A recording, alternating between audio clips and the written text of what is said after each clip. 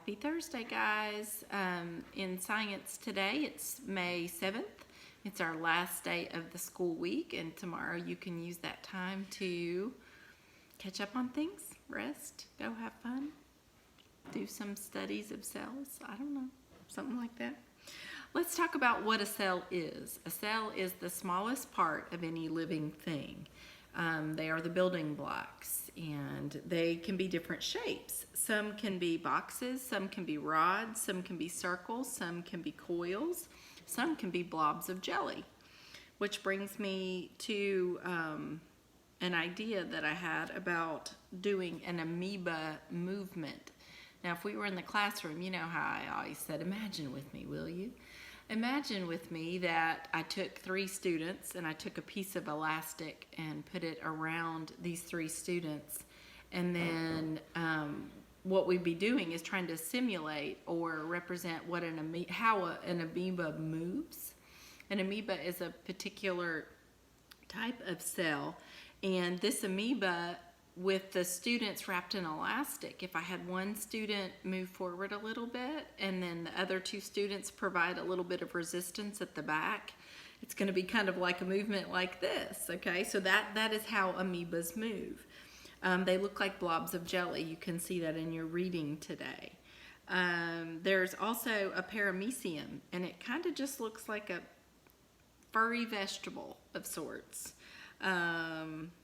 Let me see if I can tell you something about a paramecium. Parameciums have hair-like structures. So if I were going to try to do a demonstration with students in the classroom, I would put 3 of you guys together. I would have you put your hands on the waist of the person in front of you and take tiny, quick, short steps around the classroom. This would represent the hair-like structures that help the paramecium move in more of a rigid fashion than the amoeba. Amoebas are more jelly-like and moving in more of a fluid type of motion.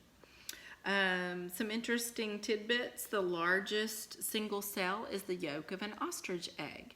And I know I've shown you guys that big ostrich egg that I have in the classroom when we were studying animals. So the yolk inside there is the largest cell. It's a single cell in there, where most things like me and you are made up of lots and lots and lots of cells.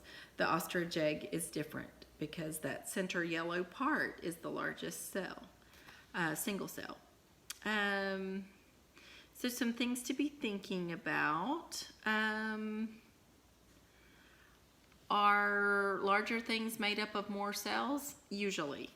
So I would say the ostrich egg is a little bit of an outlier on that, because the larger something is an elephant going to have more cells than Lulu? Let's look at Lulu. She's napping over there on the couch, as she does throughout the day, and she snores. Her nickname is the Whistle Pig. Now I can't get my phone to stand up. There we go.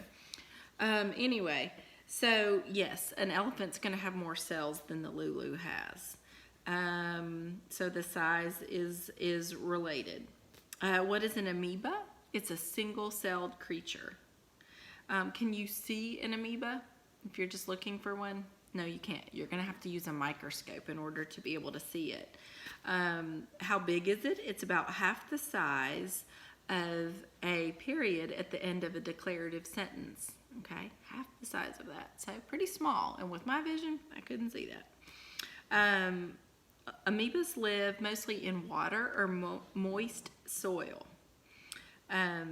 Another single-celled creature is the paramecium, like I said, the furry-looking vegetable there. And the size of a paramecium is about the size of a period at the end of a sentence. So it's going to be a little bit bigger than the amoeba. Maybe you've got a microscope. Maybe you have the opportunity to check some of these things out. I think the way that science is done best is when you can actually perform an activity or an experiment and experience something as related to science instead of just learning about it. So I hope you guys have a blessed weekend. See you soon.